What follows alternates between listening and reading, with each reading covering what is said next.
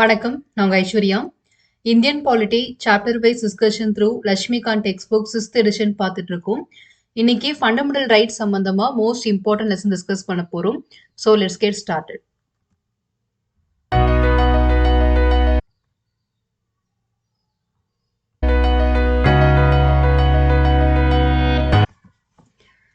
Lesson 116 தான் இன்னைக்கு நம்ம பார்க்க போறது. ஃபண்டமெண்டல் ரைட்ஸ்ல 26th பார்ட் இன்னைக்கு நம்ம டிஸ்கஸ் பண்ண போறோம். என்ன டாபிக்லன்னு பார்த்தீங்கன்னா protections of life and personal liberty அப்படின்னு சொல்லக்கூடியது. ஸோ ஒரு மனிதனுடைய வாழ்வதற்கான உரிமை அப்படின்னு சொல்லுவோம் இல்லையா? ஸோ அதுவும் அந்த தனி மனிதனுடைய சுதந்திரம். இந்த ரெண்டுத்துக்கும் உண்டான உரிமைகளை பாதுகாப்பது அப்படின்னு தான் சட்டத்துடைய மெயின் விஷயமே. ஸோ ஒரு நபரின் வாழும் சுதந்திரம் மற்றும் தனி மனித சுதந்திரத்தினை இந்த ஆர்டிகல் நமக்கு ப்ரொடெக்ட் பண்ணி கொடுக்குது. ஸோ ஆர்டிகல் 21ல இது கவர் ஆகும். ஸோ ரைட் டு ஃப்ரீடம்ல தான் இப்போ நம்ம இருக்கோம். 19 and 20 நம்ம கம்ப்ளீட் பண்ணியாச்சு. இப்போ 21ல இருக்கும். ஸோ இந்த ஆர்டிகல் 21 நான் 3 டிவிஷன்ஸ் தான் அந்த கண்டென்ட் டிவைட் பண்ணி கொடுக்குறேன். ஃபர்ஸ்ட் வந்து ஆர்டிகல் 21 உடைய ஜென்ரல் டிஸ்கிரிப்ஷன்ஸ் எல்லாமே பார்த்துடலாம். அண்ட் தென் இந்த ஆர்டிகல் 21க்குள்ள பார்த்தீங்கன்னா 35 ரைட்ஸ் வந்து லிஸ்ட் அவுட் பண்ணியிருக்காங்க. இதெல்லாம் உங்களுடைய right to life and personal லிபர்ட்டில கவர் ஆகும் அப்படின்னு சொல்லிட்டு அந்த 35 உரிமைகள் என்ன அப்படின்றது ஒன் பை ஒன்னா பார்ப்போம். அண்ட் அதுக்கு அடுத்ததாக லைக் ஆர்டிகல் 21A நமக்கு வந்து அமெண்ட்மெண்ட் மூலியமா ஆட் பண்ணியிருப்பாங்க இல்லையா, ரைட் டு எஜுகேஷன் அப்படின்னு சொல்லிட்டு அந்த ஆர்டிகல் சம்பந்தமான கண்டென்ட் என்னன்றதை பார்ப்போம். ஸோ இந்த 3 டிவிஷன்ஸ்ல பார்த்துட்டோம்னா இந்த கண்டென்ட் நமக்கு கம்ப்ளீட் ஆயிரும். So protections of life and personal liberty article 21 சம்பந்தமா டிஸ்கஸ் பண்ண போறோம். நிறைய கான்செப்ட் வந்து ரொம்பவே இன்ட்ரெஸ்டிங்கா இருக்கும். ஸோ எல்லாமே ஒன் பை ஒன்னா பார்க்கலாம்.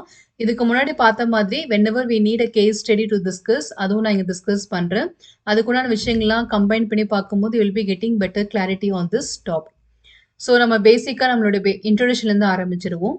லட்சுமிகாந்த் டெக்ஸ்ட் புக் பொறுத்த வரைக்கும் 11 சாப்டர்ஸ் டிவைட் பண்ணியிருப்பாங்க. அதுல ஃபர்ஸ்ட் சாப்டர் வந்து கான்ஸ்டிடியூஷனல் ஃப்ரேம்வொர்க். இந்த சாப்டரை ஃபர்தரா 11 பார்ட்ஸா டிவைட் பண்ணியிருக்காங்க. அதில் சோஃபா நம்ம 6 பார்ட்ஸ் வந்து கம்ப்ளீட் பண்ணிட்டோம். 7th பார்ட்டான ஃபண்டமெண்டல் ரைட்ஸ் தான் இப்போ நம்ம ட்ராவல் பண்ணிட்டு இருக்கோம். ஸோ ஹிஸ்டாரிக்கல் பேக்ரவுண்டில் பார்த்தீங்கன்னா ரெகுலேட்டிங் ஆக்ட் இந்த மாதிரி ஒவ்வொரு டாப்பிக்லையும் நான் ஒவ்வொரு வீடியோஸ் ப்ரொவைட் பண்ணியிருக்கேன். அண்ட் மேக்கிங் ஆஃப் கான்ஸ்டியூண்ட் அசம்பிளியில் இங்கே இருக்கக்கூடிய ஒவ்வொரு தலைப்புலையுமே ஒவ்வொரு வீடியோ நான் பதிவு பண்ணியிருக்கேன். salient features of the constitutions nearly 30 videos நம்ம ஒவ்வொரு டாப்பிக்காக எடுத்து நான் டிஸ்கஸ் பண்ணியிருக்கேன். அண்ட் பிரியாம்பிள் ஆஃப் தி கான்ஸ்டியூஷனில் பார்த்தீங்கன்னா இங்கே இருக்கக்கூடிய ஒவ்வொரு தலைப்புலையுமே ஒவ்வொரு வீடியோ நான் பதிவு பண்ணியிருக்கேன். யூனியன் அண்ட் செடிட்டர்லையுமே பார்த்தீங்கன்னா இந்த தலைப்பு சம்மந்தமாக ஒவ்வொரு வீடியோவாக இருக்குது. சிட்டிசன்ஷிப்லையும் இந்த டாபிக் ரெஸ்பெக்டிவ்லி நமக்கு ஒவ்வொரு வீடியோஸ் நான் ப்ரொவைட் பண்ணியிருக்கேன். ஸோ இதுக்கான லிங்க்ஸ் எல்லாமே டிஸ்கிரிப்ஷன் பாக்ஸில் அஸ் அ பிளேலிஸ்ட்டாக நான் ஆட் பண்ணியிருக்கேன். உங்களுக்கு என்ன தலைப்பு வேணும்னாலும் அதுக்குண்டான பிளேலிஸ்ட்டை கிளிக் பண்ணி நீங்கள் அந்த டாப்பிக்கை பார்த்துக்கலாம். அண்ட் இப்போ நம்ம பார்த்துட்டு இருக்கிறது ஃபண்டமெண்டல் ரைட்ஸ். நியர்லி ஒரு மோர் தென் 20 டாபிக்ஸ் நம்ம கம்ப்ளீட் பண்ணிட்டோம். இங்கே மென்ஷன் பண்ண எல்லா டாபிக்ஸையும் முடிச்சாச்சு. அண்ட் இந்த காலம் ஃபுல்லாகவே நம்ம கம்ப்ளீட் பண்ணிட்டோம். இப்போ இந்த இடத்துல இருக்கும். ஸோ இந்த ஃபர்ஸ்ட் 3 திங்குமே பார்த்தீங்கன்னா ஆர்டிகல் 21ஓட சம்மந்தப்பட்டது. அண்ட் இது வந்து ஆர்டிகல் 22ல வரும். ஸோ இது நம்ம வந்து 2 பார்ட்டை டிவைட் பண்ணி பார்க்குற மாதிரி இருக்கும். ப்ரொடெக்ஷன் அகேன்ஸ்ட் அரெஸ்ட் ஒரு வீடியோவாகவும் டிடென்ஷன் ஒரு வீடியோவும் பார்க்குற மாதிரி இருக்கும். அண்ட் இது வந்து 23 and 24 வந்து ரைட் அகேன்ஸ்ட் எக்ஸ்ப்ளாய்டேஷன். அதுக்கப்புறமா நம்மளுடைய ரைட் டு ரிலீஜன் வரும். அப்படியே நம்ம ஒன் பை ஒன்னா கம்ப்ளீட் பண்ணிட்டே போயிடலாம். ஸோ வரக்கூடிய நாட்களில் இந்த டாபிக் சம்மந்தமாக நம்ம ஒவ்வொரு வீடியோவாக பார்க்க வேண்டியதாக இருக்குது. ஓகே, ஸோ இன்னைக்கு கண்டென்ட் நம்ம ஸ்டார்ட் பண்ணிடலாம். Protection of life and personal liberty அப்படின்னு சொல்லக்கூடியது தனி நபரின் வாழ்வு சுதந்திரம் அப்படின்னு சொல்லுவாங்க. வாழும் சுதந்திரம் அப்படின்னு சொல்லுவோம் இல்லையா, அது வந்து லைஃப், ரைட் டு லைஃப் அப்படின்னு சொல்லக்கூடியது. பர்சனல் லிபர்ட்டி அப்படின்னா தனி மனித சுதந்திரம் அப்படின்னு சொல்லக்கூடியது. இந்த 2 உரிமைக்குண்டான பாதுகாப்பு இந்த ஆர்டிகல் மூலியமா நமக்கு கொடுத்துருக்காங்க. Article 21 declares that no person shall be deprived of his life or personal liberty except according to procedure established by law. இதுதான் ஆர்டிகல் 21 உடைய டெஃபினேஷன். ஓகே, ஒரு வார்த்தையுமே இல்லை இம்பார்ட்டன்ட். ஸோ இந்த இடத்துல வந்து பர்சன் அப்படின்னு சொல்லியிருக்காங்க இல்லையா, இது மூலியமா நமக்கு என்ன தெரிய வருதுன்னா இந்த ஆர்டிகல் வந்து it is applicable both to citizen as well as non citizen. Citizen இல்லை ஃபாரினர்ஸ் அப்படின்னு எடுத்துக்கலாம், இல்லை நான் சிட்டிசன்ஸ்னாலும் ஓகே தான். ஸோ 2 பேருக்குமே இந்த ஆர்டிகல் வந்து பொதுவாக இருக்கு. அண்ட் இந்த உரிமை வந்து முழுவதுமாக எல்லாருக்கும் கொடுத்துருக்காங்க. என்ன மாதிரி உரிமைன்னா ரைட் டு லைஃப், வாழும் சுதந்திரம் அப்படின்னு சொல்லுவாங்க, அதுவும் இருக்கு. பர்சனல் லிபர்ட்டி அப்படின்னா தனி மனித சுதந்திரம் அப்படின்னு சொல்லக்கூடியது. அதுவுமே ப்ரொவைட் பண்ணியிருக்காங்க. இது வந்து கர்டெயில் பண்ண முடியுமா? இத உங்ககிட்ட இருந்து பறிக்க முடியுமா? அப்படின்னு கேட்டா, நிச்சயமா நம்மளோட எல்லா உரிமைகளுமே வந்து பார்த்தீங்கன்னா, அப்சல்யூட் இல்ல. முழுமையானது அல்ல. சில ரெஸ்ட்ரிக்ஷன்ஸ் எல்லா உரிமைகளுக்குமே குடுக்கப்பட்டிருக்கு. அப்ப இந்த ஆர்டிகிள் 21 யாரால உங்ககிட்ட இருந்து வாங்கிக்க முடியும்? இல்ல ரெஸ்ட்ரிக்ஷன்ஸ் பிளேஸ் பண்ண முடியும் அப்படின்னு சொன்னீங்கன்னா, ஒரு ஸ்டேட்டால மட்டும் தான் முடியும் அப்படின்னு சொல்லியிருப்பாங்க. ஓகேவா? ஸோ இது வந்து shall be deprived of his life or personal liberty except இவங்கள தவிர வேற யாராலயுமே பண்ண முடியாது. யார் பண்ண முடியும் அப்படின்னு பார்த்தீங்கன்னா, according to procedure established by law அப்படின்னு சொல்லியிருக்காங்க. ஸோ லா அப்படின்னா வந்து சட்டம் அப்படின்னு தெரியும் இல்லையா? சட்டம் வந்து ஒரு நடைமுறை இயற்றியிருப்பாங்க. இந்த நடைமுறையால மட்டும் தான் மனிதனுடைய சுதந்திரத்துல நீங்க கை வைக்க முடியும். அவங்களுடைய சுதந்திரத்த நீங்க வந்து வயலேட் பண்ண முடியும், கர்டெயில் பண்ண முடியும் அப்படின்னு சொல்லிட்டு சில ரூல்ஸ் அண்ட் ரெகுலேஷன்ஸ் குடுத்திருப்பாங்க. அந்த ப்ரொசீஜர் மூலியமா மட்டும் தான் நீங்க இவங்கள வந்து ரெஸ்ட்ரிக்ட் பண்ண முடியுமே தவிர, வேற யாராலயுமே ஒரு தனி மனிதனுடைய சுதந்திரத்துல விளையாட முடியாது. ஸோ அதான் இந்த ஆர்டிக்கிளோட பெர்ஃபெக்ட் டெஃபினிஷன். போக போக ப்ரொசீஜர் எஸ்டாப்ளிஷ்ட் பை லான்னா என்ன? அப்படின்றது எல்லாமே நம்ம டிஸ்கஸ் பண்ணலாம். இப்போதைக்கு நீங்க தெரிஞ்சுக்க வேண்டியது ஆர்டிகிள் 21ல எல்லா மனிதர்களுக்குமே வாழும் சுதந்திரம் கொடுக்கப்பட்டிருக்கு. தனி மனிதனுடைய சுதந்திரமும் கொடுக்கப்பட்டிருக்கு. யாராலயுமே இது பறிக்க முடியாது. ஒருத்தரால மட்டும் தான் இத ரெஸ்ட்ரிக்ட் பண்ண முடியும். அது யாருன்னு பார்த்தீங்கன்னா, ஸ்டேட்டால மட்டும் தான். அவங்க எப்படி பண்ண முடியும் அப்படின்னு பார்த்தீங்கன்னா, அவங்க ஒரு சட்டம் இயற்றி, அந்த சட்டத்துல சில நடைமுறைகளை வரையறைப்படுத்தி, இது மூலியமா மட்டும் தான் ஆர்டிகிள் 21 உங்களால வந்து ரெஸ்ட்ரிக்ட் பண்ண முடியும். அத தவிர வேற யாராலயுமே இந்த உரிமைய மக்கள் கிட்ட இருந்து பறிக்க முடியாது. This right is available to both citizen as well as non citizen. இதான் நான் முன்னாடியே சொன்னேன். பெர்சன் அப்படின்னு எடுத்துக்கும்போது, it is applicable both to citizen as well as non citizen. So அடுத்து பாருங்க. ஸோ ஃபேமஸான கோபாலன் கேஸ். ஆக்சுவலா ஆர்டிகிள் 21 சொல்லிட்டாலே, நெறைய இம்பார்ட்டன்ட் கேஸஸ் இருக்கு. ஓகேவா? நியூமரஸ் ஆஃப் கேஸஸ் இதுல இருக்கு. அவங்க டைட்டில் வேணா நமக்கு right to life and personal லிபர்ட்டின்னு ஜென்ரலா குடுத்துருக்கலாம். ஆனா இது கீழ பார்த்தீங்கன்னா, மோர் தென் 30 ரைட்ஸ் நமக்கு இருக்கு. ஒவ்வொரு ரைட்டுமே ஒவ்வொரு கேஸ் மூலியமா தான் நமக்கு வர ஆரம்பிச்சுச்சு. ஸோ ஒருத்தங்க கேஸ் போடும்போது, ஆமா இதுவும் ரைட் டூ லைஃப்ல வரும். இதுவும் பெர்சனல் லிபர்ட்டில கவர் ஆகும் அப்படின்னு சொல்லி ஒவ்வொருத்தரா எடுத்து சொல்லி சொல்லி தான் இதுல நெறைய ரைட்ஸ் வந்து இன்க்ளூட் பண்ண ஆரம்பிச்சாங்க. இப்ப பார்த்தீங்கன்னா, சுப்ரீம் கோர்ட் நியர்லி 35 ரைட்ஸ்க்கு வந்து அங்கீகாரம் குடுத்திருக்காங்க. இந்த 35 ரைட்ஸுமே ஆர்டிகிள் 21ல கவர் ஆகும் அப்படின்னு சொல்லியிருக்காங்க. அத நம்மளோட அடுத்த வீடியோல பார்த்துக்கலாம். ஸோ அந்த நெறைய கேஸஸ் இருந்தாலும் 2 கேஸ் வந்து ரொம்பவே இம்பார்ட்டன்டான கேஸஸ். ஏன்னா, அந்த ஆர்டிகிள் 21 உடைய வியூ பாயிண்ட்டயே மாத்துன கேஸஸ் 2 இருக்கு. அதுல ஃபர்ஸ்ட் கேஸ் வந்து கோபாலன் கேஸ். இன்னொன்னு வந்து மேனகா காந்தி கேஸ் அப்படின்னு சொல்லுவாங்க. கோபாலன் கேஸ் பொறுத்தவரைக்கும் இந்த ஆர்டிகிள் 21க்கு வந்து ஒரு குறுகிய மனப்பான்பு, ஒரு குறுகிய பார்வையை குடுத்ததுன்னு சொல்லுவாங்க. நேரோ இன்டர்பிரிட்டேஷன் அப்படின்னா, ரொம்ப பிராட் திங்கிங் இல்லாம ரொம்பவே நேரோவா பார்க்கப்பட்டது கோபாலன் கேஸ்ல. இல்ல ஆர்டிகிள் 21 வந்து இது எல்லாமே கவர் ஆகும். இவ்ளோ தூரம் இதுக்கு வந்து ஸ்கோப் இருக்கு அப்படின்ற விஷயம் வந்து மேனகா காந்தி கேஸ்ல தான் வெளில வந்திருக்கும். ஸோ இதனால இந்த 2 கேஸுமே வந்து ரொம்ப இம்பார்ட்டன்ட். அதுல ஃபர்ஸ்ட் நம்ம கோபாலன் கேஸ் பத்தி பார்க்கலாம். And then we can move on with Maneka Gandhi case. In the famous Gopalan case, 1950ல இந்த கேஸ் போடப்பட்டிருக்கும். Supreme Court has taken a narrow interpretation of the Article 21. So உங்களுக்கு ரெகுலரா ஃபாலோ பண்ணிட்டு இருக்கவங்களுக்கு தெரியும். இந்த ஸ்டார் இண்டிகேஷன்ஸ் நான் குடுத்துருக்கேன் அப்படின்னா, டெக்ஸ்ட் புக்ல இந்த இடத்துல நோட்ஸ்க்கான நம்பர் குடுத்திருப்பாங்க. பின்னாடி நம்ம நோட்ஸ் அண்ட் ரெஃபரன்ஸ் எடுத்து பார்க்கும்போது, அதுல நமக்கு ஒரு கன்டென்ட் இருக்கும். ஸோ அந்த கன்டென்ட் என்னன்னு பார்த்தீங்கன்னா, இந்த இடத்துல AK. Gopalan versus state of Madras. இந்த கேஸோடைய ஃபுல் நேம் குடுத்திருக்காங்க. கோபாலன் கேஸ்ன்னு ஜெனரலா சொல்லுவோம். ஆனா ஃபுல் கேஸோட நேம் என்னன்னு பார்த்தீங்கன்னா, AK. Gopalan versus state of Madras. Okay. So அது நம்ம நோட் பண்ணியாச்சா? இங்க பார்த்தீங்கன்னா, இதுல வந்து நேரோ இன்டர்பிரிட்டேஷன் குடுக்கப்பட்டிருக்குன்னு சொல்லியிருக்காங்க. ஒரு குறுகிய பார்வை வந்து இந்த ஆர்டிக்கிளுக்கு கொடுக்கப்பட்டது கோபாலன் கேஸ்லாம். இல்ல இவ்ளோதான் இதோடைய ஸ்கோப். இத தாண்டி நீங்க பெருசா எதுவுமே இமேஜின் பண்ணிக்க முடியாது அப்படின்னு சொல்லிட்டு, ரொம்ப ரொம்ப நேரோவா குடுத்துட்டாங்க இதனுடைய விஷயத்த. It held that protection under Article 21 is available only against arbitrary executive action and not from arbitrary legislative action அப்படின்னு சொல்லியிருக்காங்க. ஸோ arbitrary அப்படின்னா எல்லாருக்குமே தெரியும் இல்லையா? தன்னிச்சையாக அப்படின்னு சொல்லி நம்ம ஒரு வார்த்தை பார்ப்போம். ஸோ தானே முடிவெடுக்கிறது, எதையுமே சட்டை பண்ணாம இருக்கிறது, தங்களோட அதிகாரத்த ரொம்ப அதிகமா காமிக்கிறது, இந்த மாதிரியான விஷயங்கள் தான் arbitrary பவர். தன்னிச்சையாக செயல்படுறது, அதிகாரத்தை மீறி செயல்படுறது அப்படின்றதுக்கான மீனிங். ஸோ இவங்க என்ன சொல்லிட்டாங்கன்னா, ஆர்டிகிள் 21 வந்து பாதுகாப்பு இருக்கு. மக்களுடைய சுதந்திரத்துக்கு நாங்க பாதுகாப்பு குடுக்குறோம். யாருகிட்ட இருந்து மட்டும் நாங்க பாதுகாப்பு குடுக்குறோம் அப்படின்னு பார்த்தீங்கன்னா, எக்ஸிக்யூட்டிவ் ஆக்ஷன்ஸ் கிட்ட இருந்து மட்டும் தான். அதாவது நிர்வாக ரீதியாக யாருமே உங்களுடைய வாழும் சுதந்திரத்துல தடை போட முடியாது. ஸோ நிர்வாக ரீதியாக மட்டும் உங்களுக்கு நாங்க பாதுகாப்பு தரோம்.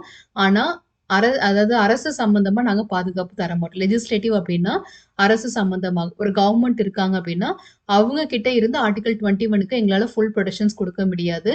ஏன்னா, அவங்க ஒரு ப்ரொசீஜர் எஸ்டாப்ளிஷ் பண்ணி ஒரு சட்டம் இயற்றுனாங்க அப்டின்னா, அவங்களால ஆர்டிகிள் 21 வந்து ரெஸ்ட்ரிக்ட் பண்ண முடியும். ஆனா, நாங்க நிர்வாக ரீதியா மட்டும் உங்களுக்கு நாங்க பாதுகாப்பு தரோம் அப்டின்னு சொல்லி சுப்ரீம் கோர்ட் ஜட்ஜ்மென்ட் குடுக்குறாங்க. ஸோ இது என்ன பண்ணிருச்சுன்னா, ஆர்டிகிள் 21 வந்து ரொம்ப பவர்ஃபுல்லா இல்லாம, ரொம்பவே ஒரு நேரோவான ஒரு ரைட்டா வந்து மாறிருச்சு. ஸோ ஒரு நிர்வாக ரீதியா மட்டும் தான் இந்த உரிமைக்கு பாதுகாப்பு இருக்கு. ஸ்டேட் நெனச்சா என்ன வேணாலும் பண்ணலாம். இந்த ரைட்ட வந்து எப்படி வேணாலும் வயலேட் பண்ணலாம். எப்படி வேணாலும் அவங்க ரெஸ்ட்ரிக்ட் பண்ணலாம் அப்படின்ற மாதிரி கொண்டு வந்துட்டாங்க. ஸோ அப்ப நெறைய கேஸஸ் வந்து சம்மந்தமா போயிட்டுருக்கு. அப்போ வந்து சுப்ரீம் கோர்ட் என்ன சொல்றாங்கன்னா, ப்ரொசீஜர் எஸ்டாப்ளிஷ்டு பை லா அப்படின்றது மட்டும் தான் நம்ம இந்திய அரசாங்கம் வந்து நம்மளோட இந்திய அரசமைப்புல எடுத்திருக்கோம். டியூ ப்ராசஸ் ஆஃப் லாவ நம்ம எடுக்கல. ஸோ 2த்துக்குமே நெறைய வித்தியாசம் இருக்கு. நாங்க ப்ரொசீஜர் எஸ்டாப்ளிஷ்டு பை லா மூலியமா தான் இந்த ஆர்டிகிள் 21 பார்க்குறோம் அப்படின்னு சொல்லிட்டாங்க. ஸோ 2த்துக்கும் என்ன வித்தியாசம்னு நான் பின்னாடி சொல்றேன். இப்போதைக்கு நீங்க கோபாலன் கேஸ் மட்டும் என்னன்னு பாருங்க. ஸோ கோபாலன் கேஸ் 1950ல சுப்ரீம் கோர்ட் வந்து நேரோ இன்டர்பிரிட்டேஷன் ஒரு குறுகிய ஒரு பார்வையில ஒரு ஜட்ஜ்மென்ட் குடுக்குறாங்க. இந்த ஆர்டிகிள் 21 பொறுத்தவரைக்கும், மக்களுக்கு நாங்க ஒருத்தர்கிட்ட இருந்து மட்டும் தான் பாதுகாப்பு குடுக்க முடியும். அவங்க மட்டும் தான் அவங்களோட ரைட்ல வந்து விளையாட முடியாது. ஆனா, ஸ்டேட் நெனச்சா அவங்களுடைய ப்ரொசீஜர் எஸ்டாப்ளிஷ் பை லா மூலியமா அவங்க இந்த ஆர்டிகிள் 21 ரெஸ்ட்ரிக்ட் பண்ண முடியும். அது வந்து சட்டத்துல இடம் இருக்கு அப்படின்னு சொல்லி ஜட்ஜ்மென்ட் குடுக்குறாங்க. So it gives protection only against the executive action. நிர்வாக ரீதியாக மட்டும் தான் உங்கள யாருமே டிஸ்டர்ப் பண்ண முடியாது. அந்த அதிகாரத்த வச்சு யாருமே உங்களுடைய ரைட்ட வந்து பறிக்க முடியாது. மத்தபடி அரசு நினைச்சா பண்ண முடியும் அப்படின்ற மாரி சொல்லிட்டாங்க. This means that state can deprive the right to life and personal liberty of a person based on a law. ஒரு சட்டம் மூலியமா அதுக்குள்ள நடவடிக்கை மூலியமாக நடைமுறைப்படுத்தும் விதத்துல உங்ககிட்ட இருக்கக்கூடிய உரிமைய பறிக்க முடியும் அப்படின்றதான் இதுக்கான மீனிங்கே. This is because of the expression procedure established by law in Article 21. நம்ம ஃபர்ஸ்ட் இன்ட்ரோடக்ஷன்லயே பார்த்தோம். ஆர்டிகல் 21 டெஃபினிஷன்ல ப்ரொசீஜர் எஸ்டாப்ளிஷ்டு பை லா அப்படின்ற வார்த்தை இருந்துச்சு. இது நம்மளோட இந்திய அரசியலமைப்பிலேயே மென்ஷன் பண்ணப்பட்டிருக்கு. ஸோ இந்த ப்ரொசீஜர் எஸ்டாப்ளிஷ்டு பை லா தான் நம்ம நாட்டுல ஃபாலோ பண்றோமே தவிர டியூ ப்ராசஸ் ஃபாலோ பண்ணல. அதனால எக்ஸிக்யூட்டிவ் ஆக்ஷன் கிட்ட இருந்து மட்டும் தான் நாங்க பாதுகாப்பு தர முடியும். ஸ்டேட் ஆக்ஷன் கிட்ட இருந்து எங்களால பாதுகாப்பு தர முடியாது அப்படின்னு சொல்லி சுப்ரீம் கோர்ட் ஜட்ஜ்மென்ட் குடுத்துட்டாங்க. Which is different from the expression due process of law contained in the American Constitution. So due process of லாவுக்கும் ப்ரொசீஜர் எஸ்டாப்ளிஷ் லாவுக்கும் ஒரு சின்ன வித்தியாசம் இருக்கு. அது என்னன்னு நான் சொல்றேன். ஸோ இந்திய நாட்டுல வந்து நம்ம ஃபாலோ பண்றது procedure established by law. American கான்ஸ்டியூஷன்ல யூஎஸ்ஏல ஃபாலோ பண்றது டியூ ப்ராசஸ் ஆஃப் லா அப்படின்னு சொல்லக்கூடியது. ஸோ இவங்க 2 பேருக்கும் என்ன வித்தியாசம் அப்படின்னு பார்த்தீங்கன்னா, நான் ஷார்ட்டா இங்க ஃபர்ஸ்ட் ஆஃப் ஆல் காமிக்கிறேன். ப்ரொசீஜர் எஸ்டாப்ளிஷ்டு பை லா அப்படின்னா நம்ம வந்து இப்படி எடுத்துக்கலாம். இந்த டேர்ம் யூஸ் பண்ணிக்கலாம்.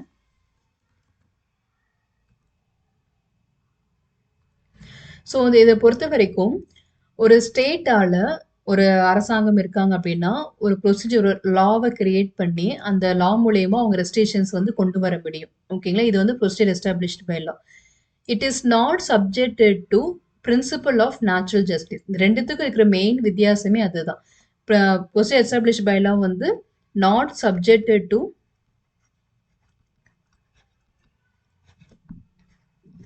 Principal of natural justice. அப்புறம் அந்த பிரின்சிபல் ஆஃப் நேச்சுரல் ஜஸ்டிஸ்னா என்ன அப்படின்னு உங்களுக்கு டவுட் வரும் இல்லையா?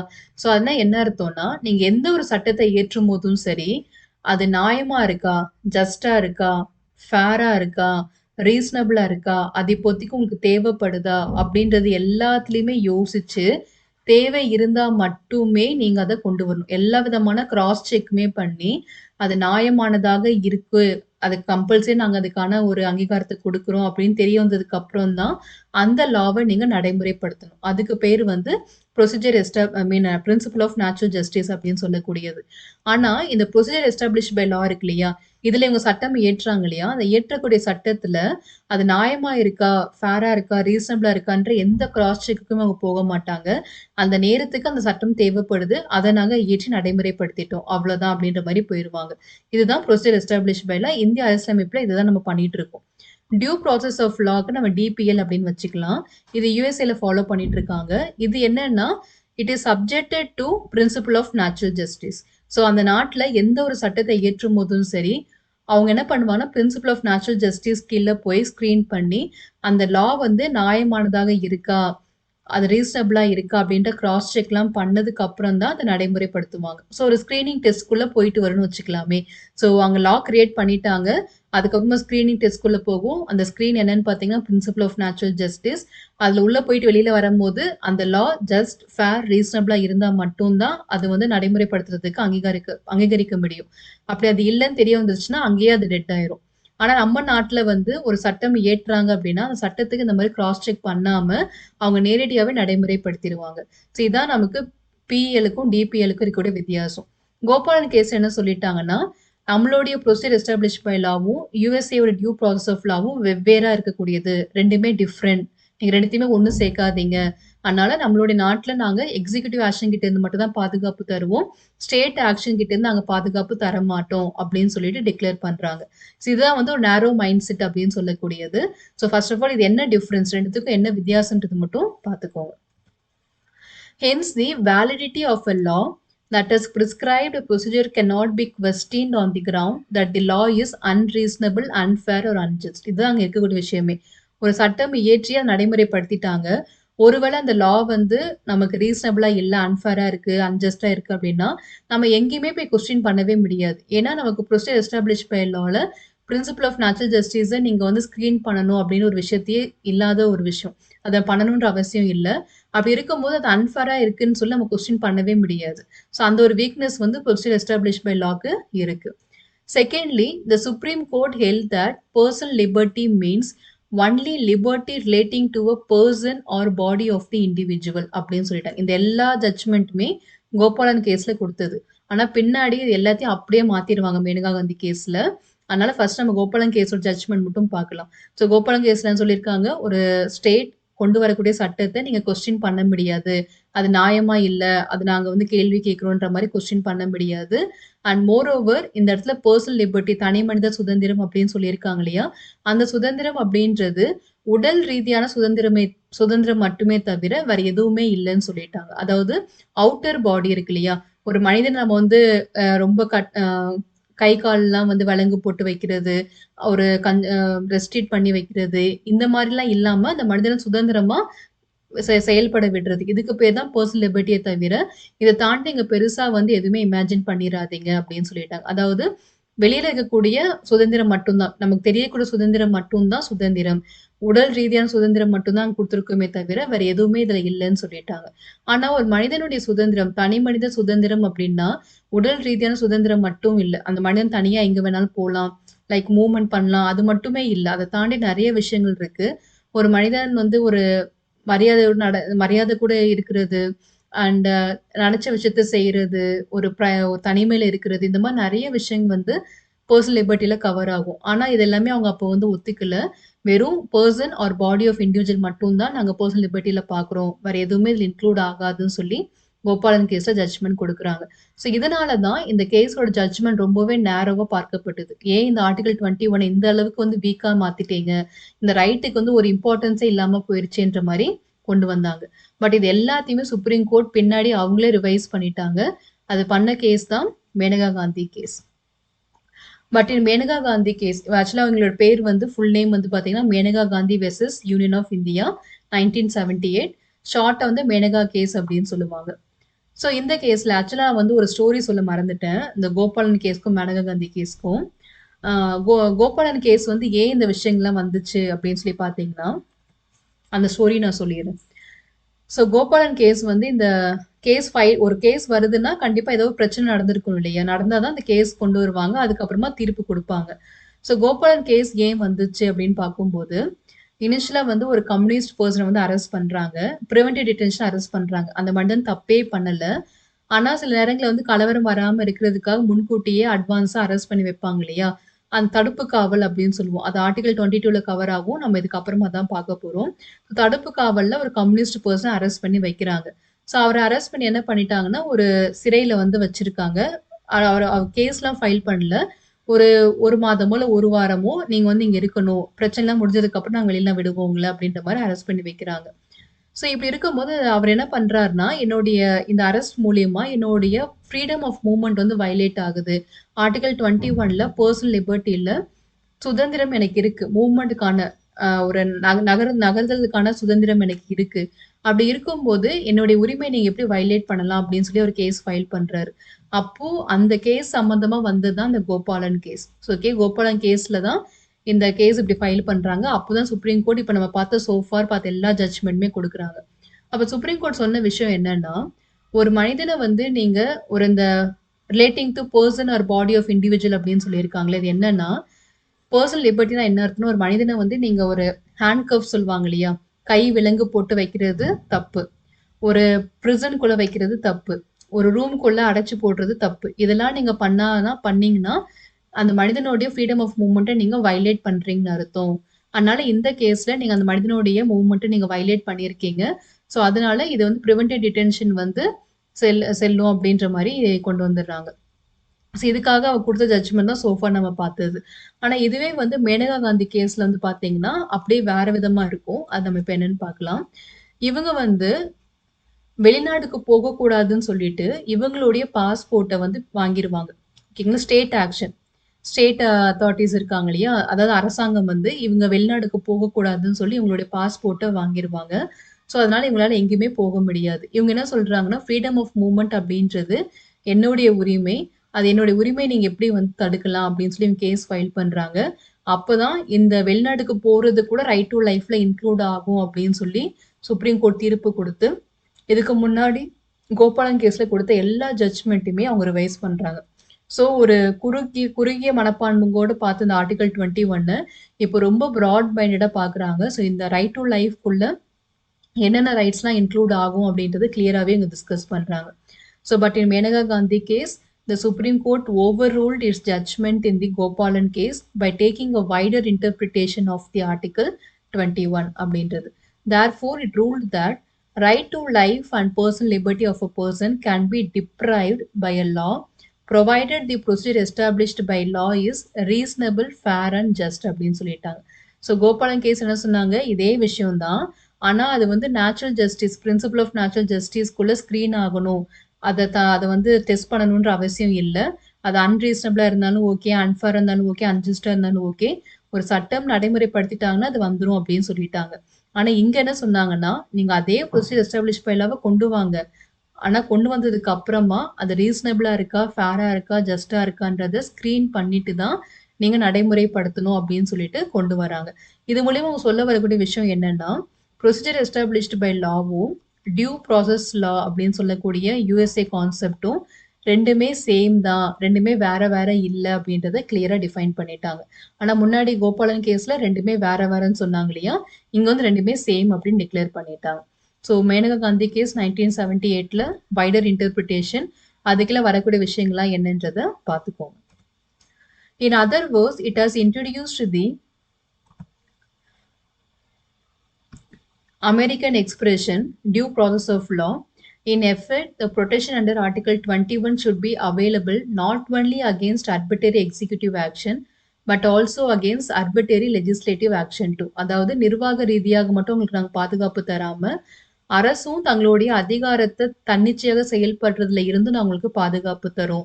ஸோ இதுல 2 பேருமே இன்க்ளூட் ஆவாங்க அப்படின்னு சொல்லி மேனகா காந்தி கேஸ்ல ஜட்ஜ்மெண்ட் குடுத்துட்டாங்க.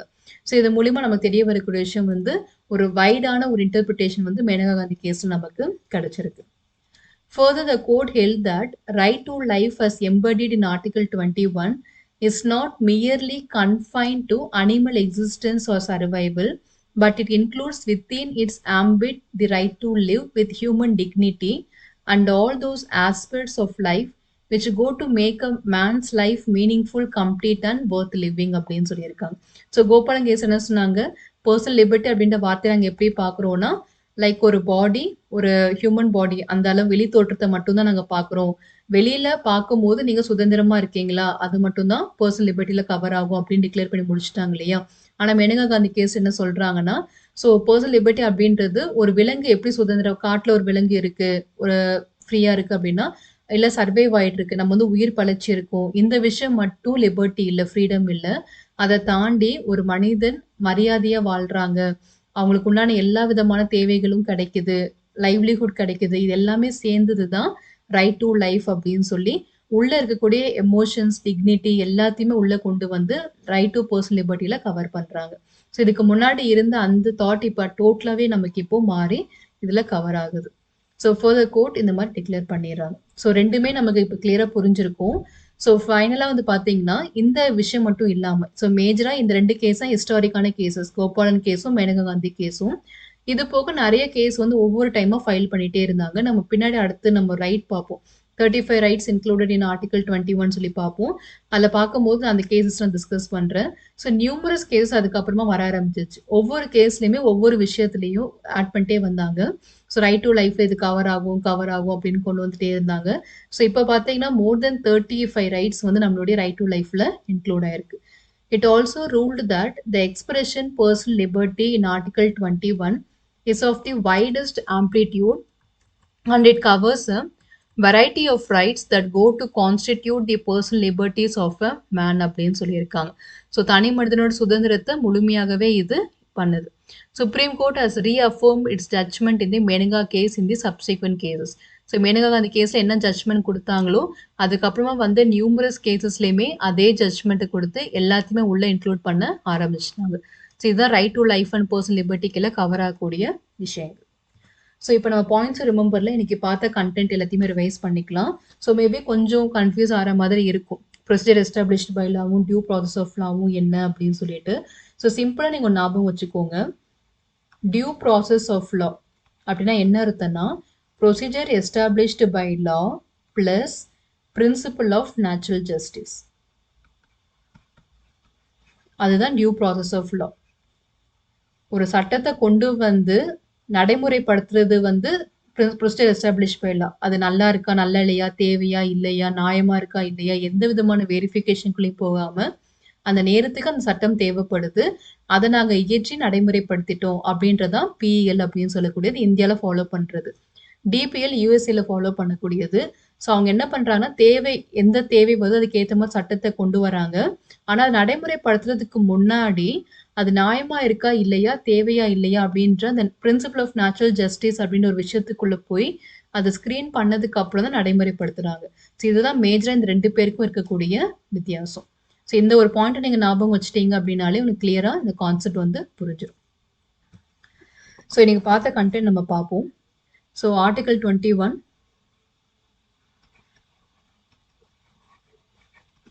Right to life and personal liberty.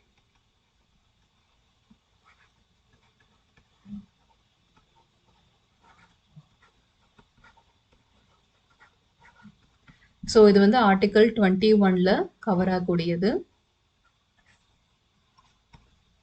So first என்ன சொல்லியிருக்காங்கன்னா, இது வந்து it is available both to citizen as well as நான் citizen. Available to both citizens and நான் சிட்டிசன். ஓகே, ஸோ இது நம்ம பேசிக்காக பார்த்துட்டோம். இதுக்கு அடுத்ததாக வந்த விஷயங்கள் என்னன்னா, இந்த எல்லாமே right to life and personal liberty வந்து நமக்கு இந்த 2 கேஸ் மூலியமா நம்ம டிஸ்கஸ் பண்ணிக்கலாம். ஸோ ஃபர்ஸ்ட் நம்ம பார்த்தது வந்து கோபாலன் கேஸ்.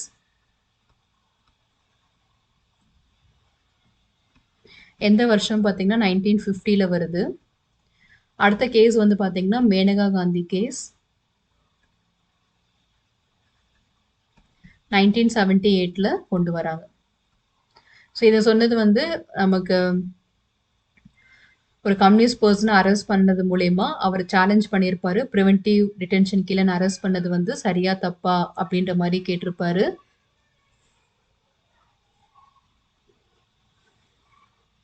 இங்க வந்து அவங்களுடைய பாஸ்போர்ட் வாங்கினதை வந்து சேலஞ்ச் பண்ணி அவங்க கேஸ் கொடுத்துருப்பாங்க. ஸோ இந்த 2 கேசஸை வந்து மெயினாக நமக்கு வந்தது. ஸோ இங்கே ஃபர்ஸ்ட் பார்த்தீங்கன்னா கோபாலன் கேஸில் அவங்க கொடுத்த ஜட்ஜ்மெண்ட் எப்படி இருந்துச்சுன்னா, நேரோ இன்டர்பிரிட்டேஷனாக இருந்துச்சு. இந்த மாதிரி நம்ம கிளாஸிஃபை பண்ணி பார்த்தோம்னா கொஞ்சம் ஈஸியாக இருக்கும். நேரோ இன்டர்பிரிட்டேஷன் ஜட்ஜ்மெண்ட் வந்து சுப்ரீம் கோர்ட் கொடுத்தாங்க. வேற சரி மேனகா காந்தி கேஸ் ஒரு வைடர் இன்டர்பிரிட்டேஷன் நமக்கு கிடைச்சது.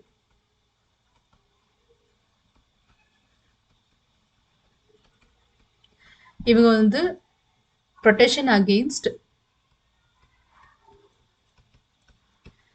arbitrary executive action only. இவங்க கிட்ட இருந்து மட்டும்தான் நான் உங்களுக்கு பாதுகாப்பு தர முடியும் அப்படின்னு சொல்லிட்டாங்க. Executive action only. அதாவது ஸ்டேட் பண்றதை நாங்கள் கேள்வி கேட்க முடியாது. நாங்க ஒரு நிர்வாக ரீதியா யாரோ உங்களை வந்து உங்களோட ரைட் டு லைஃப் வந்து பாதிப்பு செய்யறாங்கன்னா அதை மட்டும் தான் எங்களால கேட்க முடியும் அப்படின்னு சொல்லி கொண்டு வராங்க. Protection against arbitrary action only. But whereas in Maneka Gandhi case 2 ரீதியாக உங்களுக்கு பாதுகாப்பு தராங்க. Both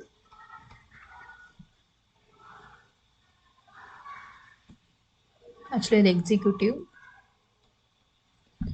both arbitrary executive as well as state actions 2 பேர்கிட்ட இருந்துமே நம்மளுடைய ரைட்டை வந்து பாதுகாப்பு கொடுக்குறாங்க. ஸோ அடுத்ததாக வந்து பார்த்தீங்கன்னா இந்த கேசஸ்லாம் கொடுத்த ஜட்ஜ்மெண்ட் என்னன்னா procedure established by law as well as due process of law is different அப்படின்னு சொல்றாங்க. ஆனால் மேனகா காந்தி கேஸில் வந்து ரெண்டுமே சேம் தான்.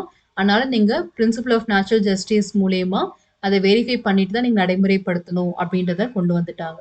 ஸோ இங்கே பொறுத்த வரைக்கும் என்ன சொன்னாங்கன்னா ஒரு நம்மளுடைய ரைட் டு லைஃப் அப்படின்றது ஒரு பர்சன் ரீதியாகவும் ஒரு பாடி ஆஃப் இண்டிவிஜுவல் வெளி சுதந்திரத்தை மட்டும்தான் அவங்க பார்த்தாங்க. அவுட்டர் ஃப்ரீடமை மட்டும்தான் பார்த்தாங்க. இன்னர் ஃப்ரீடம்லாம் இல்லை எதுவுமே வராது அப்படின்ற மாதிரி ஜட்ஜ்மெண்ட் கொடுத்தாங்க. whereas இங்க பாத்தீங்கன்னா இட் இன்க்ளூட்ஸ் போத்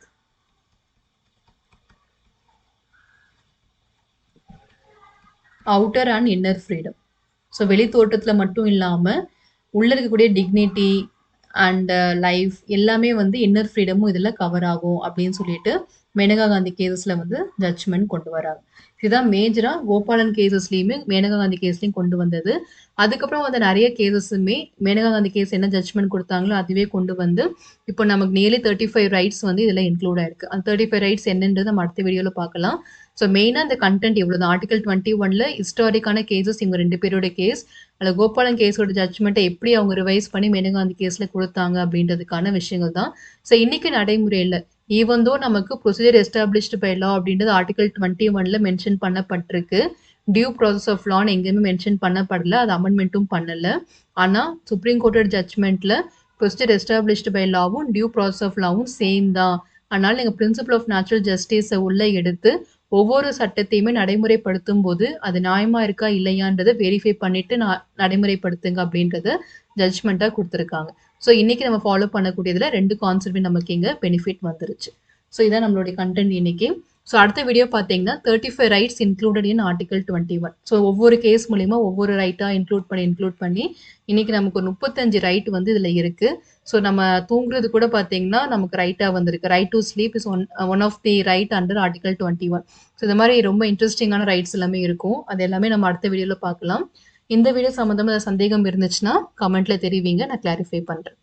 உங்களுடைய லட்சியங்கள் வெற்றியடைய வாழ்த்துக்கள். படிப்போம், பகிர்வோம், வெற்றியடைவோம். Let's crack it. நன்றி.